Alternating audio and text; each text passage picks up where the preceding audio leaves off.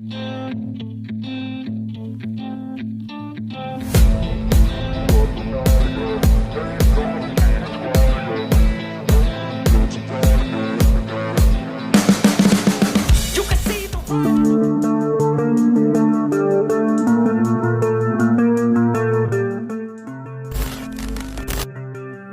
pesepak bola muda asal Belanda yang masih memiliki darah Indonesia sedang diincar untuk dinaturalisasi. Mereka diproyeksikan menjadi amunisi baru untuk timnas Indonesia U20.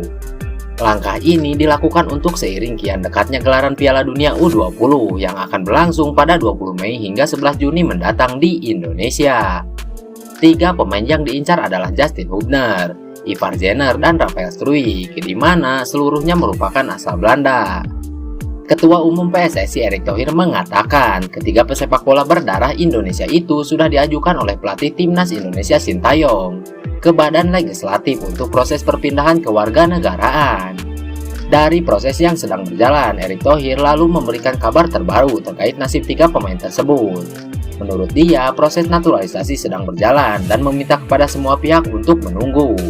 Pasalnya, dari Badan Legislatif sedang memasuki masa reses, sehingga proses yang berjalan sedikit tertunda.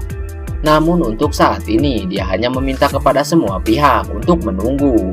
Tiga pemain keturunan Indonesia itu bisa bergabung dengan timnas Garuda. Kalau kita bicara naturalisasi pemain U20, ya prosesnya sedang berjalan. Terus kalau diminta secepatnya, ya DPR saja sedang reses.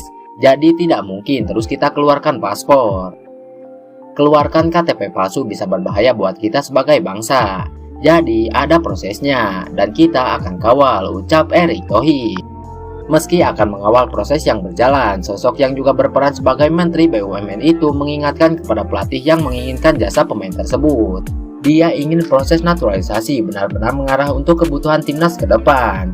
Dan diperkirakan proses naturalisasi ini akan rampung pada akhir Maret atau awal April. Tetapi yang pasti kualifikasi pemain naturalisasi harus yang benar-benar bagus, bukan sekedar naturalisasi. Dan kalau sudah terbukti kualitasnya, diperkirakan akan rampung pada akhir Maret atau awal April, ungkap Erick Thohir.